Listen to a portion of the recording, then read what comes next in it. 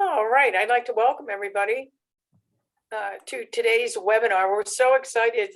We have Katie Church from Micasa and Maddie Magnuson from Maine Family Planning, and they have really an awesome presentation for you on the power of language, foundational strategies, and safe and inclusive learning environments. So I'll let you take it away from there.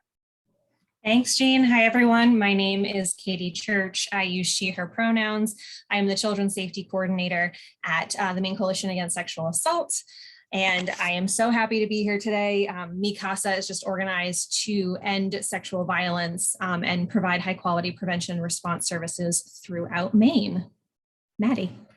And I'm Maddie Magnuson. My pronouns are they, them, theirs, and I'm a prevention coordinator at Maine Family Planning. We support health teachers and people teaching puberty, so that might be a school nurse or a counselor, so that young folks get comprehensive sexuality education from elementary through high school. And you can find out more about our programs at mainefamilyplanning.org. And then there's a For Educators tab, and we have free curricula and a bunch of other resources. So feel free to check it out. Awesome. And were you going to have folks sign into the chat, Susan? Yeah, I was going to just interrupt you and do just a little bit of Zoom stuff. So we do like to have folks sign in with your name and your district into the chat box. It's our record of attendance. So that would be great. And also, we appreciate it if folks can have their video cameras on, so that our presenters can see you. We understand that sometimes you need to have them off for various reasons, but if they can see you, that helps them with presentations. And they will be going in and out, I think, of the slide deck a little bit, so they can have some interaction with folks throughout. So we'll stay muted, except at times when they say, would you please unmute? And we will also monitor that. Jean and I will monitor that piece. So I'll hand it back over to you. Awesome, thank you. I'm seeing folks signing in, and as we're getting started, we definitely want to kick things off with a little bit of a fun icebreaker. I am going to put that in the chat, so it's going to be kind of intermingled with names, but for starters, just for fun, we want to know what your underwhelming superpower is. Mine is finagling my groceries so I can carry everything in one trip. That is my underwhelming superpower. So take a moment as you're getting settled and signing in, think about that underwhelming superpower.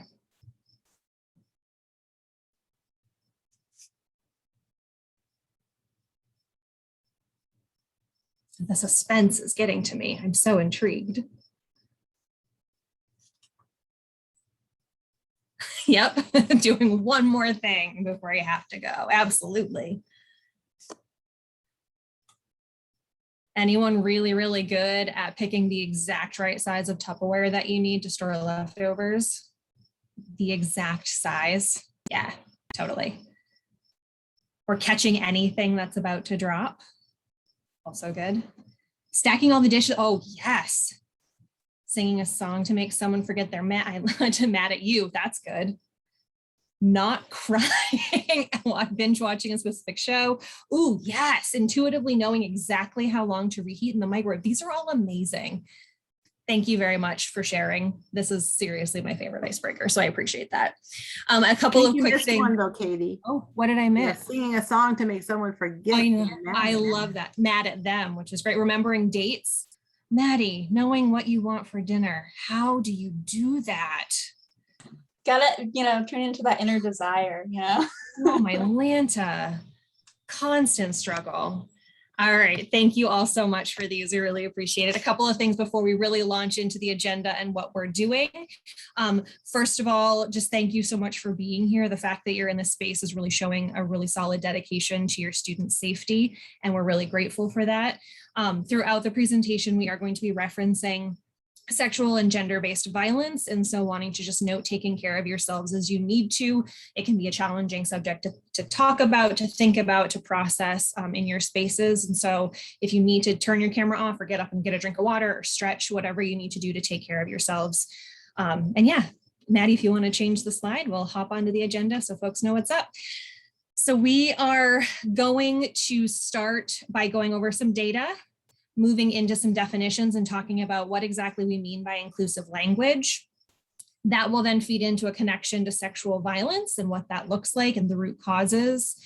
And then really it's going to be about creating safe and inclusive schools. So we'll give you all of this information, all of this data, and then we'll talk about, okay, so what does this actually mean in practical application? And we'll do a little bit of practice. And then we put together a handful of resources for you all at the end. So I think ultimately we're hoping that you're going to walk away with just a deeper knowledge of the power of inclusive language, and really walk away with some tangible tools that you can use in your schools and your environments.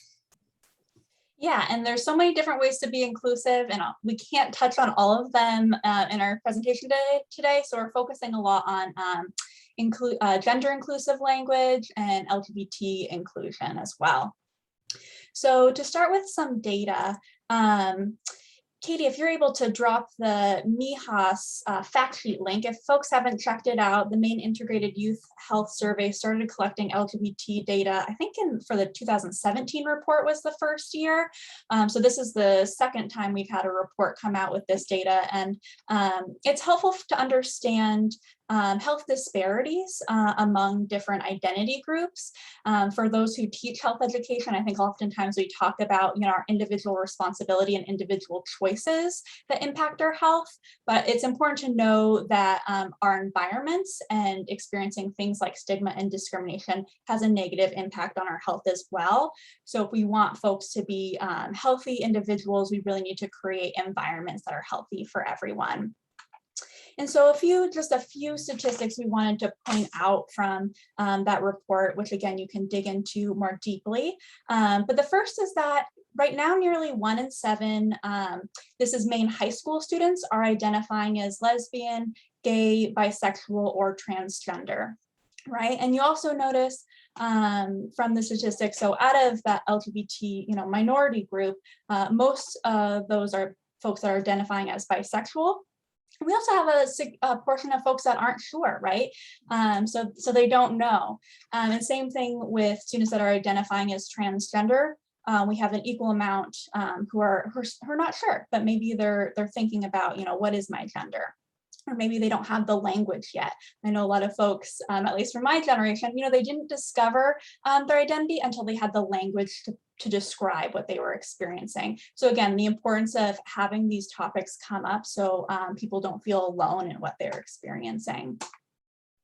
We also know from the survey that LGBT students are twice as likely to feel unsafe in school, right? So this is a big part of what this presentation is about, is how can we support students in feeling safe in their school environments.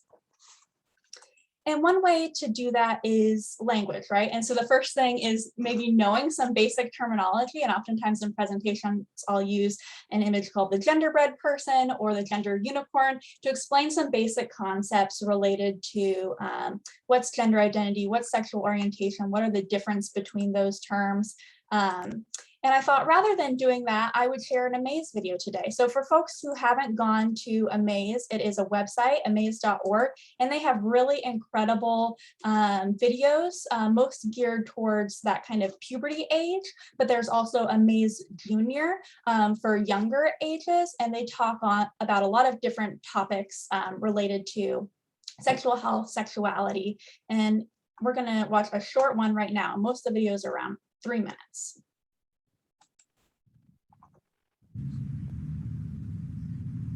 All right, folks, here we go. A romaine and kale salad with avocado, cucumber, shishito peppers, and 4 kinds of cheese. Sprinkled in balsamic straight from Italy. Wow.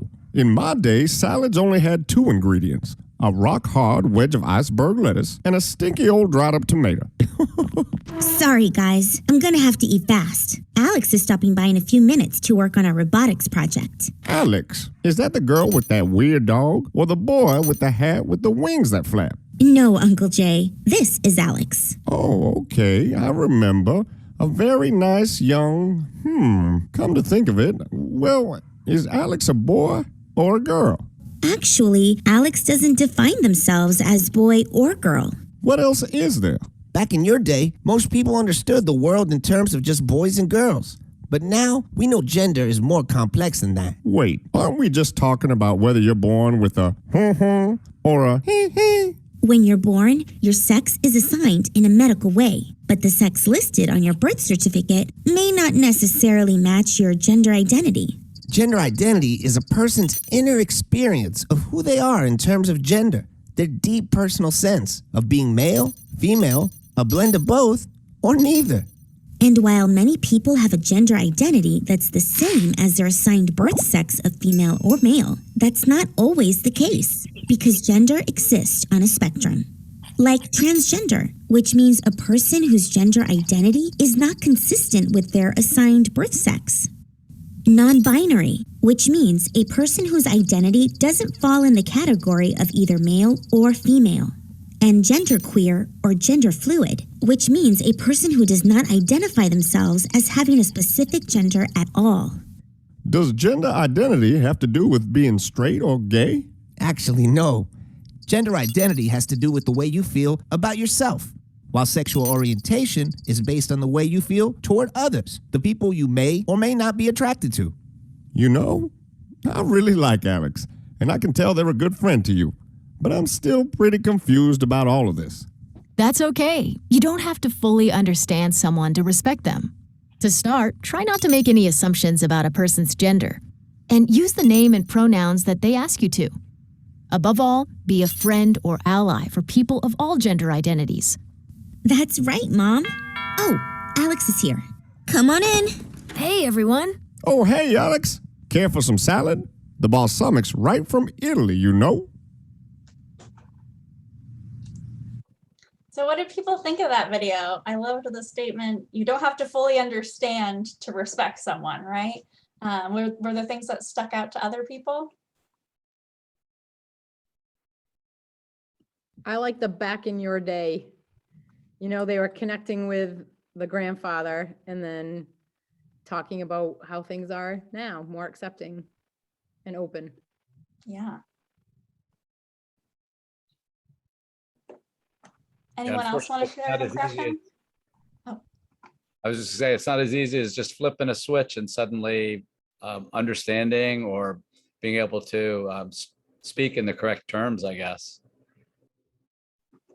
Absolutely, it does take time and practice for sure. Well, one thing I did want to mention, so if you do click on the Amaze link, another great thing about this site is it has sample discussion questions that either an educator could use if they were using in their classroom, or a parent could use if they were using this as a tool to explain something to their young person. And then with those discussion questions, there's kind of sample messaging or answers. So this is one tool that can be really helpful, as these can be new terms for students as well. And I'm going to pass it back over to Katie. Thanks, Maddie.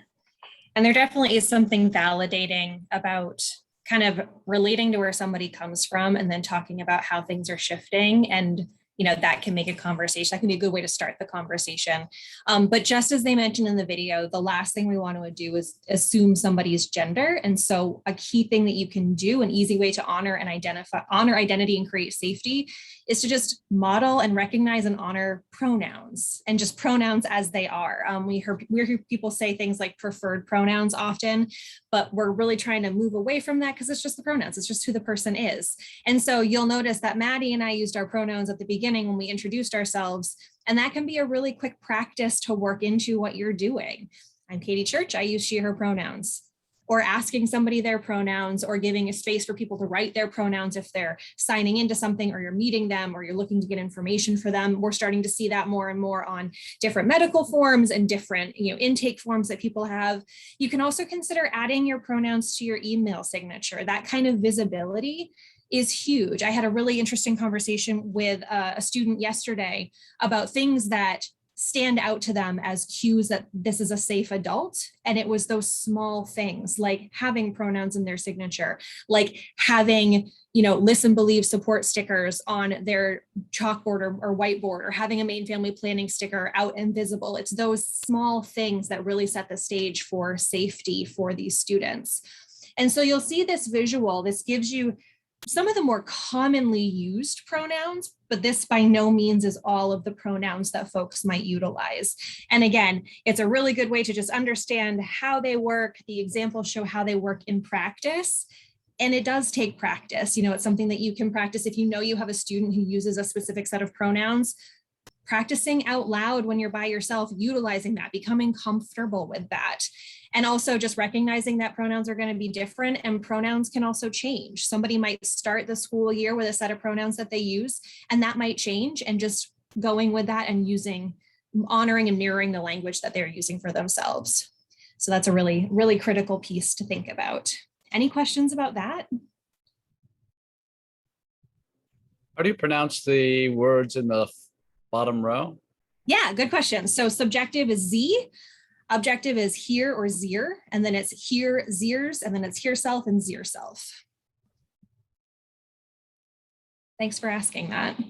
Another thing you'll start to see with folks who do add their pronouns to their email signatures is many of them actually link to an article or a source that talks about why they have their pronouns listed, and it will highlight the things that we're talking about today, just creating safety and not assuming gender, and just kind of using that as an identity as a safe adult or a safe person.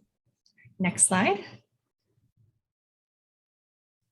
And so really, we just saw this great Amaze video. And like Maddie, I cannot say enough wonderful things about just the utility of amaze.org. And there's a video for every single topic you could possibly want to think about talking about with young people. And so we know that gender is really how we express our identity. We know it's informed by how we feel, how we think, the choices that we make. But we also know that it's reinforced by society. And it's particularly reinforced by that lens of sex assigned at birth. And so thinking about it for a second, and feel free to drop this in the chat or unmute yourself. So somebody announces they're having a baby. First question, are you having a boy or are you having a girl? Super common, right? And if they find out that the person is having a girl, what kinds of toys, colors, messages on clothing, what kinds of things are we seeing if you hear or somebody hears that a person's having a girl?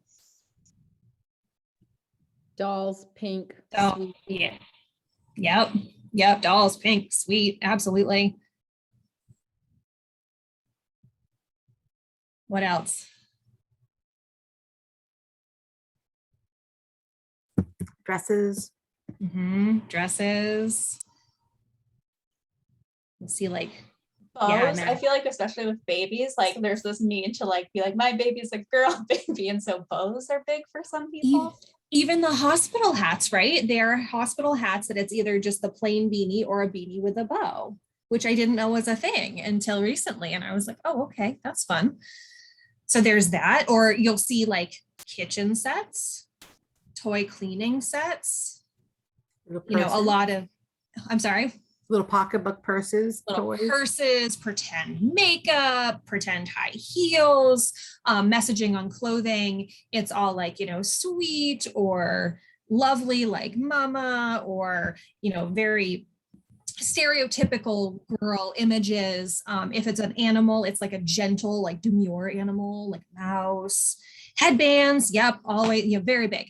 Flip side, if somebody's having a boy, how does that change? Sports. Yeah. Sports ball. Yeah. Hunting, camouflage. Totally. Hunting and camouflage, trucks, tough cars. Blue. Yep. Blue. Yep. Truck books. What kind of words do we see on boy clothes? Tough. Yep. Tough, brave, strong, wild. Oh, my Lanta. Yes. So like, from the very beginning of a child's life, they're being bombarded with all of these things that set them up for that perceived gender.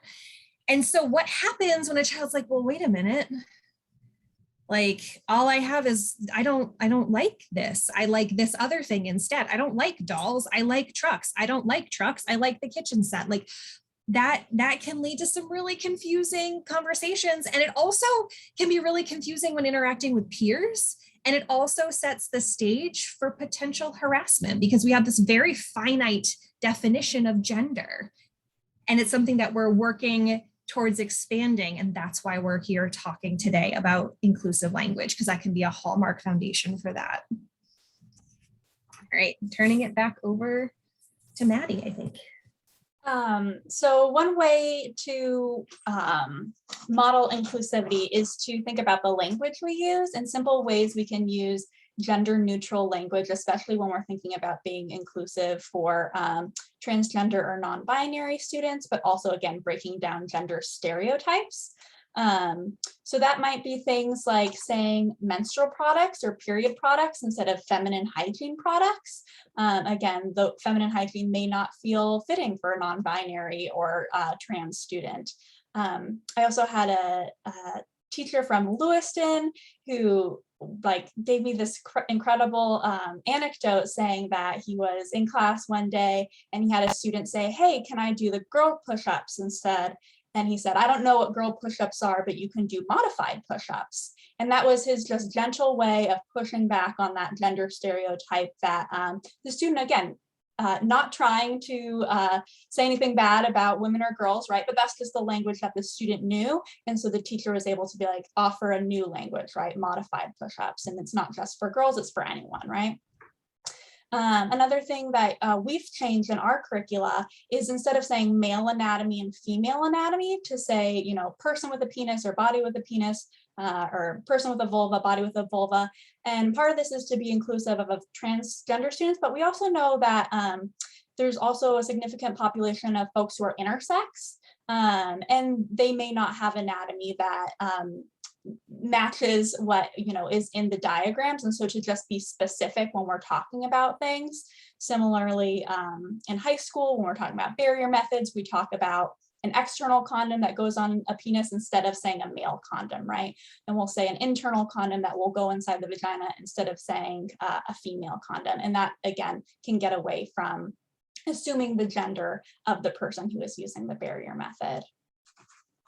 So we have a quick little activity to practice some you know, what is inclusive language that we can use. And if Katie, you'll drop the Jamboard link in the chat, and then I'll pull it up so we can all see as folks add to it. If you haven't used Jamboard, there's that little sticky note icon you can click on, and you can start writing and adding your thoughts on inclusive language. So for example, you can just click a sticky note, and I think we can all do this probably at the same time. And you can say something like, you know, adding partner instead of girlfriend, boyfriend, husband, wife. So we'll give a few minutes for folks to brainstorm some gender inclusive language.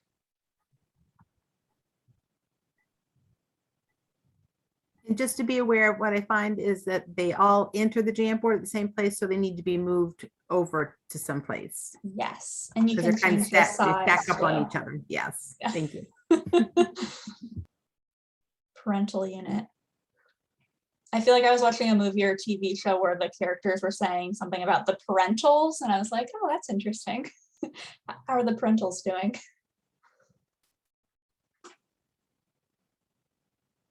Yeah, and especially with, you know, we know with the opioid crisis, you know, more and more folks are maybe being raised by grandparents or other family members or in the foster system. So again, not assuming everyone has a mother and father, both because some may have two moms or two dads or just be raised by mom, but also they may be raised by a grandparent or another foster family and things like that. So thinking about, oftentimes we think of inclusive language and it's like, oh, this will be inclusive for LGBT students, but it's also going to be inclusive for people of so many other experiences as well. Yeah, life partner, significant other, you know, or sweetie. I've heard sweetie a lot, especially for younger folks. You know, do you have a sweetie right now? Crush. But I know that was a big one for me growing up. You know, every Thanksgiving was when my family all got together, and inevitably the question was, do you have a boyfriend yet? And again, it's that assumption that when you hear it all the time, it really can impact a young person. So are there favorites here that people use, especially with like y'all or people? Which ones do you tend to use most? I try to use people, and I've done that for a few years now. And then I try to use trusted adults because so many of our students don't live with their parents, step parents. That's great, Karen. Safe adult, yeah.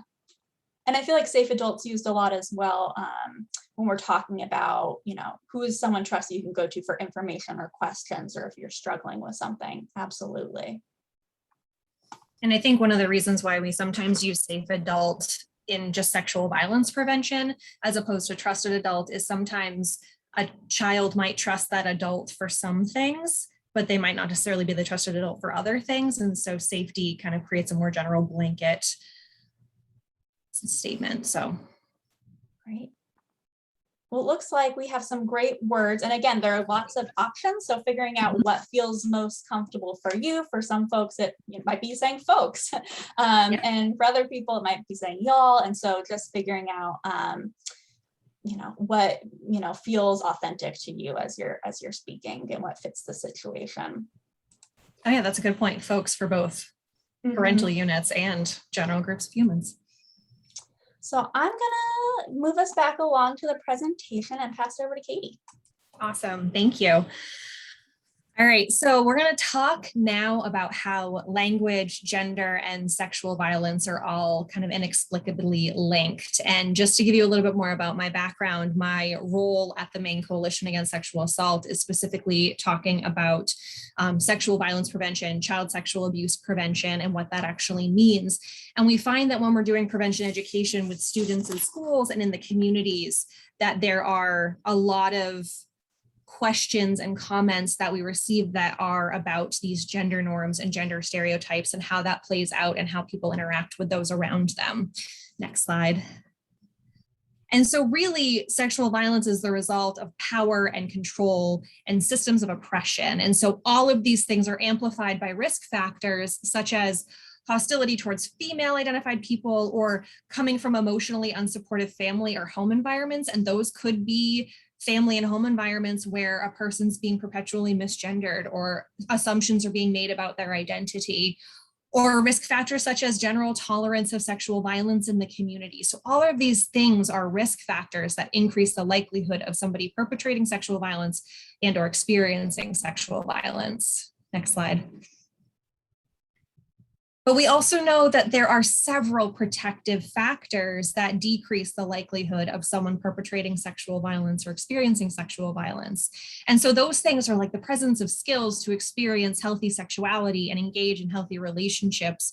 And part of this is why I'm always so eager to come to the same table as Maddie, because Maine Family Planning just does such incredible work around making healthy sexuality the norm and making it accessible. And so amazing tools to build this protective factor of understanding sexuality and how to engage in these healthy relationships.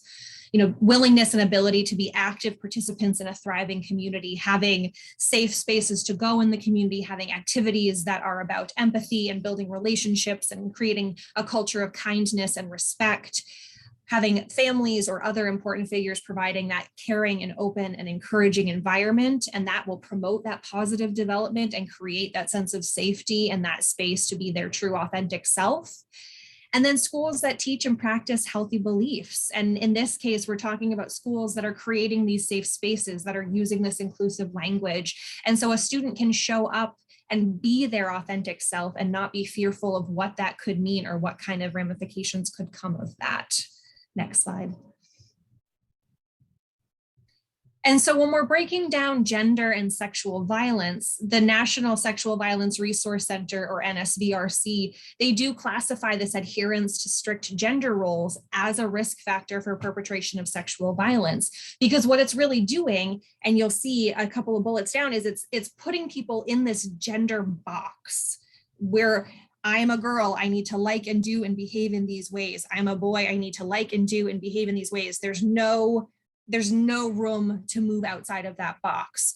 But at the end of the day, we all have practices that do not fit squarely into one gender box, or maybe it doesn't fit into a gender box at all. And even though we understand this and we understand that it's really hard to capture gender based on these stereotypes, we see a lot of harassment and bullying and sexual violence happening to those who don't squarely fit in that gender box. And so the way that we talk about gender, or even use gender terms like girl push-ups or feminine hygiene products, even if it's just us echoing what we've historically used or we've been raised using, that can really cause that inner turmoil and stress if a kiddo doesn't feel that they align with their sex at birth, if they don't fit in that gender box that they're supposed to be. And so it's really important that we're thinking actively about the language that we're using and moving away from these strict gender roles, knowing full well that it's kind of this foundation of a larger pyramid that shows us how violence can be perpetuated, which the next slide will show us a visual of what this actually looks like. This is one of my favorite visuals because we're often asked, what's the big deal? It was just a joke. I didn't mean anything by it. It was nothing intentional, but it's those, and we'll talk a little bit about microaggressions. It's those microaggressions. It's those one-off jokes. It's those comments that are made or misgendered comments or assumptions that can really set the stage for escalation of violence. And so we refer to this as a form of that sexual violence pyramid, where we're seeing the bottom, it starts with sexist or homophobic or transphobic jokes or problematic language or objectification of certain bodies. And then we're seeing that all because of these traditional gender roles and this glass ceiling that exists and these gender-based stereotypes, which then yields to harassment and threats and verbal abuse, which then goes into rape and sexual assault and physical, emotional, financial abuse. And in some cases, it escalates as far as someone's life ending because of who they are. And so if we're looking at this very bottom of the pyramid and being really mindful of the words that we use and the spaces we're creating, if we remove that foundation, the rest of it can't stand. We're working to eliminate the other tiers of this pyramid. And so what does that mean in practice? Next slide. It means we need to think about what we need to do to create these safe and inclusive classrooms. And one of the first pieces we need to consider is this existence of trauma, which is something that people start to think about, but it's really coming more mainstream as people look at being trauma informed. Next slide. And so we know that trauma is real. We know that everyone processes trauma differently. It's not an issue of why are you doing this, or why is this happening in your brain? It's what happened to you. How did we get to this point? What has gone on for you that has brought you to this point? And we also know that people process trauma differently, and how they process that trauma is not at all related to gender. And so we're also being mindful that we don't know somebody's trauma history when they step into our schools or step into our classrooms. And we don't know how that's going to come forth and how they interact with the world around them. And so telling a certain person to stop crying because you perceive them to be a certain gender and you expect them to act differently because of that, or telling somebody that they're being hysterical when that has historical connotations of something super negative about women, that can really harm somebody who has experienced trauma and is trying to process that trauma. And similarly, how we approach talking to students, you all know this, we're not wanting to blame or shame, we're not questioning why they did a thing or tell them they should have done it differently or in this wouldn't have happened. Or trying to put language out there that puts it up to the victim or the survivor to have stopped their own trauma from occurring. And so, we know that trauma exists, and we're hoping that by having these conversations about creating these safe and inclusive spaces can save others from trauma, or can build up things like PACEs. So we know of ACEs, the adverse childhood experiences. Now there's a lot of research supporting protective childhood experiences. And so really focusing on those PACEs, and part of that is building these safe and inclusive environments. Next slide. And so some practical application steps, really work into practice modeling and normalizing this inclusive language. It not only helps to create this safe and affirming space, but it can also influence how others talk about the people around them. Maddie's example from the teacher in Lewiston who said, I don't know what a girl push-up is, but you can do a modified push-up, is just a really great example of giving somebody new language to use. The person who said girl push-up might know that, like, oh, that doesn't feel great, but it's the only way I know how to describe it. Now they have this new tool, this new phrase that they can use, which is shifting this culture and shifting the way that they're talking about the people around them. I mentioned earlier, finding ways to identify yourself as a safe adult. And what the student told me yesterday was just so profound about how it's really these little things, having a pride flag sticker, or having, a helpline number, having resources about MICASA or the Domestic Violence Resource Center or family planning, really being mindful about how they're presenting curriculum, or people who are in word problems and making more neutral situations and word problems, neutral names being used, having your pronouns be known, sharing your pronouns. A lot of classrooms, teachers write their name on the whiteboard, write name and include your pronouns, throw them in your email signature. It could also mean figuring out ways to engage with your students so they feel safe, like asking students for the pronouns they want you to use at school, and then also making sure that you know the pronouns that they want you to use when you're communicating with home, because for some, they might feel really safe using their authentic pronouns at school, but they know that at home it could be a potentially harmful or dangerous situation. And so really being clear about how you can know that and support that student is really helpful. And then working with student leadership groups, administration, your local sexual assault support center to create campaigns and create tools and resources and educational opportunities so that folks are understanding where you're coming from by using this inclusive language and what this means in creating safe schools and safe communities. Thanks, Katie. So we're going to talk a little bit about microaggressions and do some skill building on microaggressions. And I will admit to being like, I'm someone who's trying to reform my conflict avoidance, right? So it can be really hard to be that person who steps in and tries to interrupt language that, again, is based in stereotypes that can be hurtful, right? Because it's often really easy to say, you know what, it is a really small comment. It's maybe not a big deal, right? But, one video that we share in our new supplement that has the activity we're going to do in a second is a video that compares microaggressions to mosquito bites. So if you get one mosquito bite, it's irritating, right? But it's not necessarily a big deal. You're probably going to be fine. But if you get bitten by mosquitoes throughout the day, every day, it's going to become a bigger issue, and you're probably going to be in a lot of pain and a lot of discomfort to the point where it might even impact your ability to function, right? Because you're just so itchy and it's all over and it's not ever stopping, right? So that's kind of what microaggressions are. And from the GLSEN, which is the Gay, Lesbian, Straight Education Network, they do national climate surveys. And from the 2019 National School Climate Survey, students said that only 13.7% of LGBTQ students reported that school staff intervened most of the time or always when overhearing homophobic remarks, right? So what the LGBTQ students were noticing was that these remarks were happening in classes or places where staff were, and most of the time the staff didn't do anything, right? They just kind of let it pass. And of the 86.3% of LGBTQ students who experienced harassment or assault based on their personal characteristics, right? So maybe they were considered feminine for a boy or something like that. Over half of them did not report that incident of harassment or assault to school staff because they were afraid that the situation would get worse if they reported it, or that no effective action or intervention would be taken, right? So how are we demonstrating to students that, safety and a welcoming environment for all is our top priority, and we do take even small things seriously. And then 60.5% of the students who did report an incident said that school staff did nothing in response or told the student to ignore it, right? So now we're going to talk about how can we intervene, right? And in a very small way, just with our language, like that Lewiston teacher did with saying modified push-ups instead of girl push-ups, right?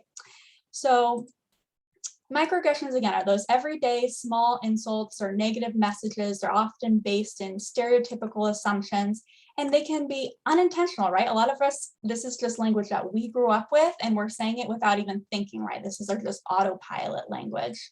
Sometimes it can be intentional, though, right? It can be an intentional misgendering of someone or an intentional sexist comment, right?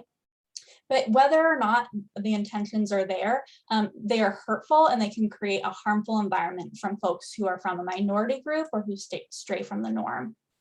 So here are a couple of examples that you'll get to dig into in small groups in just a minute.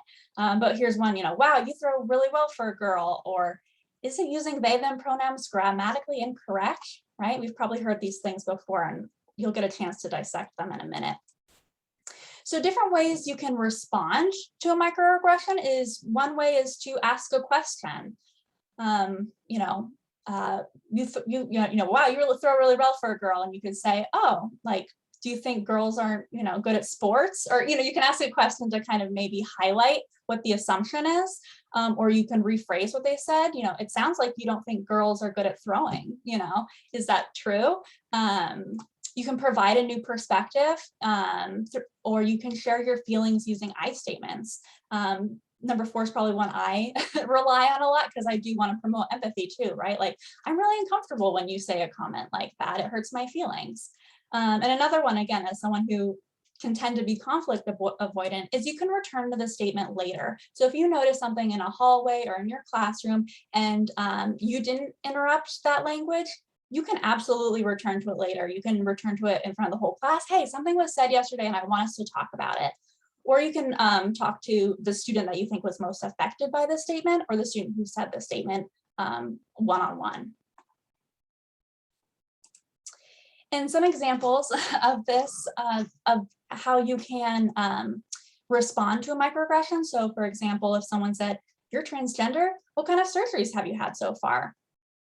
That person could say something like, I feel uncomfortable when you ask me about my personal medical history, right? That's an appropriate question and that can be hurtful. Or if someone said, I know you changed your name to Dane, but you'll always be Dory to me. Maybe that person, doesn't say anything in the moment, but the next day they come back to that person and they say, the other day when you said, I would always be Dory to you, it makes me feel like you don't support who I am, right? Or if someone said something like, oh, you're gay, right? What do you think of the last season of Queer Eye? You could say something like, do you think all gay guys watch the same shows, right? So there are assumptions beneath each of these statements, and we are going to now have the opportunity to dig in. So Katie just dropped in the chat a link to a Google Doc, and I'm going to put everyone into 3 breakout rooms. And if you scroll through the document, you'll see that it says room 1 and you get a statement to dissect. Room 2 will get a statement, and room 3 will get a statement. And the first page, again, shows you some examples of ways that you can respond.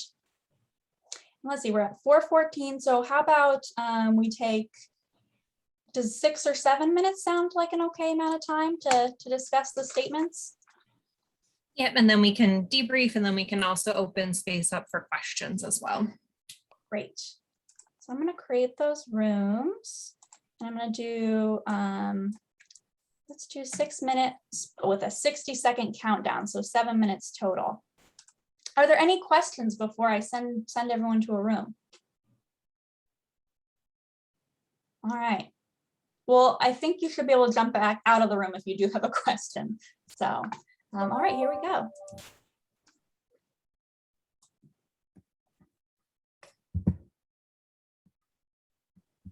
Kind of ableist things. Yes, it is. It Yeah. was. I see a thumbs up from Matt. Yeah.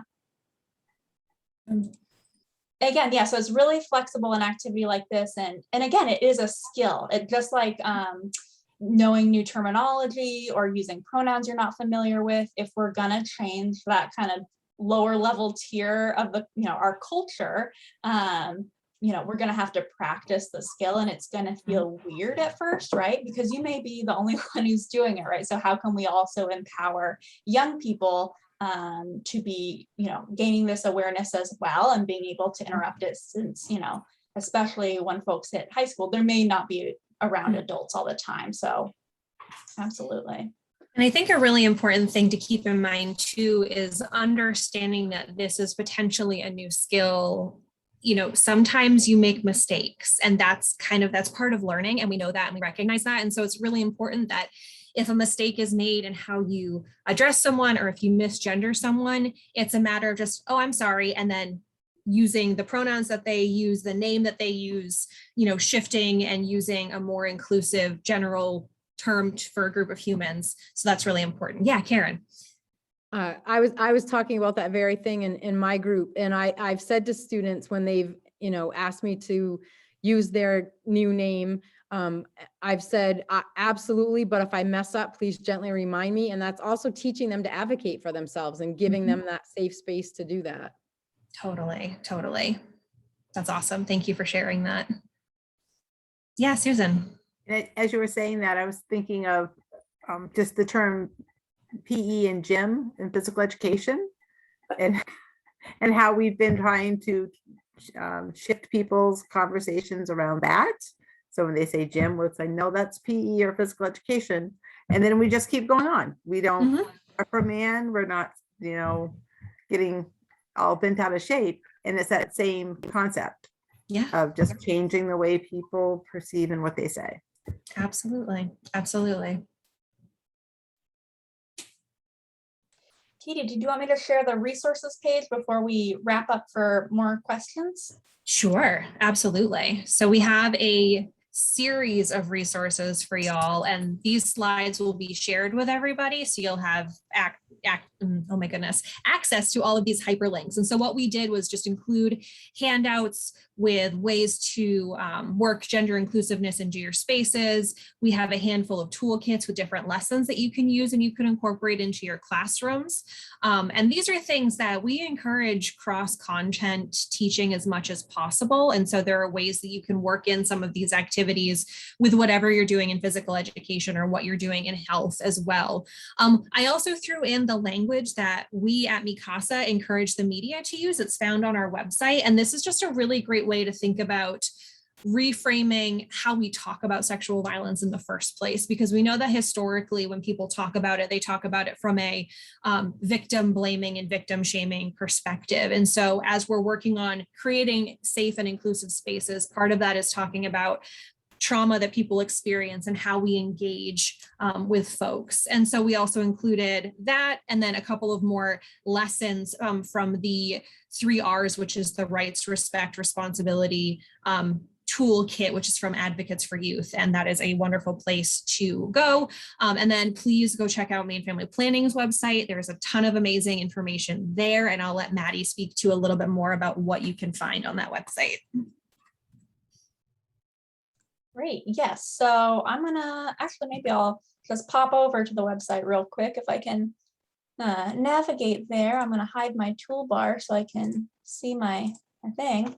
But it's mainfamilyplanning.org, and you will find the For Educators tab. So we also have free curricula if you go down to teaching materials. We also have tip sheets, including tips for creating a safe learning environment with things like group agreements, or again, some tips on being trauma informed. And then we also have some upcoming trainings and workshops. They are all virtual at this point, but we're releasing a new supplement to our high school curriculum, which we call Best Practices. And this supplement is on sexual orientation and gender identity. So for those of you that liked the microaggressions activity, I pulled that right out of this supplement. So you can access it for free. We'll probably get it up on the website after our webinar next week. So again, that will be a free download. And if you want to check out all the other lessons, again, we're going to go over those in this webinar, which is next Thursday. And now I think we can. And Maddie, is there any cost to that webinar, Maddie? No, so all our trainings are free. We do have an annual conference that we charge a fee for, but if payment is ever a barrier, you just email us and we'll make sure you're able to attend things. But can they sign up to get mailing, like email, newsletter and notice from? Absolutely. So if you click on that For Educators tab, you'll be able to put in your email and get we call it the Beehive e-newsletter, and stay up to date on trainings or new, again, free resources that we put out, or we link to other organizations, free resources as well. And I know that as we went remote due to COVID, Maine Family Planning did a lot of resources, as well as Micasa shifted a number of their resources to make them available and remote friendly, I guess we might say that. Yeah, and so I also just dropped the Children's Safety Partnership website in the chat, specifically the tab materials for educators. And so if you're working with younger students, we offer a Bodies and Boundaries activity book that can help start these conversations and start to create safe spaces. It's also a spot to sign up to get my newsletter if that's of interest, which includes a lot of just child sexual abuse prevention resources and also resources around the state mandate on child sexual abuse prevention, education, and response training and curriculum. And Lots you of may words. not, yeah, and you may find it also very useful to share with one of your colleagues, Mhm. somebody else in your school district, or other folks Absolutely. in your school district. So. And so are there any questions from all of the things that we've talked about today? More important tips that you have that you want to make sure your peers know. Yeah. Yeah, Karen. Can I just share something real quickly, something nationally disappointing that happened last night that could have been a very powerful moment? I don't usually watch Survivor, but I had it on. It was the opening night last night, and Jeff Probst, who is the host, opened up by saying that he usually uses the term guys, and I got the feeling like he was prompted to have this conversation, that he wasn't really buying into it. I could be wrong. But he asked all of the contestants on the show how they felt about it, and they were all okay with it. And so he's just going to keep going with it. And I was so disappointed because it was could have been such a powerful platform for changing language. So I don't usually watch the show anyway, but that definitely I would have not been watching it this year just because of that. But they missed an Yeah. opportunity. Absolutely. Absolutely. And a great exercise is to pick a TV show, sitcom, whatever, and just kind of pay attention to that. What is the language that's used? And then thinking about how could that be changed? And therefore, how does that apply to what you do with your students? Absolutely. Or looking at any sort of, written materials, textbooks, magazines, having larger conversations about how people are being portrayed and how that makes people feel. That can be a really valuable thing. That was a great segue for me, Katie, and you didn't even know it. So one of the things that Jean and I are focusing on this year is to support schools in looking at your curriculums, saying, okay, are they diverse, inclusive? Are we showing equity with the resources and materials that we are using? So we are doing a series of different workshops and events. This is the kickoff to get us started thinking about the power of our language, and we'll continue to build on that. So you'll see more of that happening throughout this year, including doing some workshops that are very engaging, that will allow folks to go one, section by section through your curriculum and saying, do I need to make some updates, some revisions? Are all the graphics that I use, are they diverse, or do they have all white male and females as far as they know? So things like that will be just helping folks to delve into and look at that and spend some time with that. In addition, I wanted to promote that the Mayford Conference is coming up in November. It is shifting from face-to-face to virtual, so I don't have the schedule yet. That's to be determined. However, both Maddie and Katie are doing sessions, and my guess is they're going to continue to do those sessions even virtually, and build more on what they were talking about today. Adding some of it, I think, will be, you'll hear, if you were to attend one of them, you'd hear some of the same, but you'd hear some extension of more and have more of an experience with that. So I wanted to mention those two things.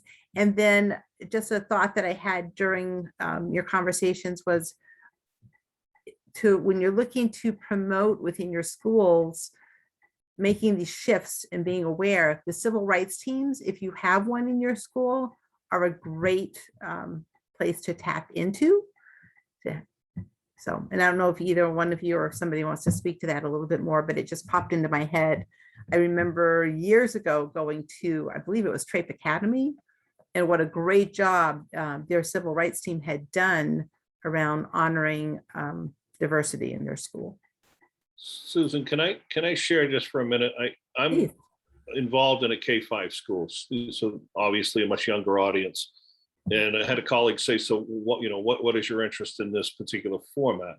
And I found out very quickly, I had a first grade girl say to me when I addressed a PE class, and I said, hey guys, and she quickly stopped and turned around. She said, well, there's girls here too. So they're thinking about it. It's in their heads. It's not just in the older groups. And if they're thinking about, just that aspect, they have to be thinking about all the other questions that are being, raised by all the different changes in their lives, with sexuality and orientations. So it's just, I know a lot of you work with older kids, but you might want to tell your, colleagues that are working with younger kids, it's there too. So. And I feel Thank you like for when that. I've worked with younger kids, it is so much more normalized to correct. Like if you say something, they like roll with it really easy, which is really great. Look, I'm 58 years old and I am constantly choking on idioms that I have to swallow. The term, using the term drama queen. The first time I started to say it, I'm like, oh my God, what are you doing, right? So there's a learning curve for adults that it's tough, but you have to pay attention and evaluate every day when you go home, say, did I get it right? So. Thank you for sharing that. And thank you for being here. That's a huge piece. And we're so thankful that people are actively thinking about this. And Maddie's right. The little ones are they're not going to think anything of it. They're just going to be like, oh, okay, cool. And just move on. And that's why we talk about starting these conversations so early. Just normalizing it can be huge. Yep. So.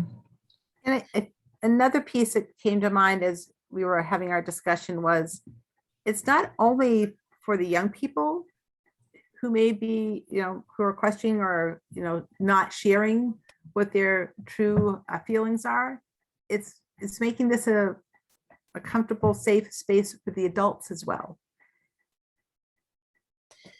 Maddie, I don't know if you want to just quickly put up the slide with our contact information. So yes. Maddie and I are always happy to chat with you all or answer questions, or like Susan was mentioning about curriculum. And if you're wondering about diversity, you can always ask us too about, creating safety for all students in the language that's being used in curricula as well. So please feel free to either take a screenshot of this or again, you'll have access to these slides after the fact. Never hesitate to reach out. We are here to support you in this amazing work that you're doing. And we could not be more grateful to be here with you all today and have this conversation. Yeah, and we like to hear from you too. Like if something interesting happens, that can help us when we are doing trainings and we are building new materials. We want them to be relevant to you. So if you feel like something is that your school is struggling with or doing really well, we want to know that too. So feel free to just send us a quick note. Yeah, totally. I'm going to also do a plug for the session that Maddie did in June of 2020 for us around language also. And there were some different activities, some different slides. And that is on the health education, and it can be found on the health education and the physical education playlist and on the Maine DOE professional development website. That just email me if you can't find it on the website and I'll get you that great session there too with some additional pieces. So yeah. Well, any other questions? Thank you all very much. That was really, really good. And I'm seeing accolades and thanks in the chat box for your session, and I would second and third Thank all you, those Will. as well. So thank you so much. This was excellent and something, again, that we are going to continue to build on. And I wouldn't be surprised if we might see Maddie and Katie doing some stuff for us later on this year as well to help us continue to grow. I know I still have a lot to learn in making those changes. Just as Phil was saying, I'm in that same boat, you know, making those conscious decisions and changes. So thank you very much.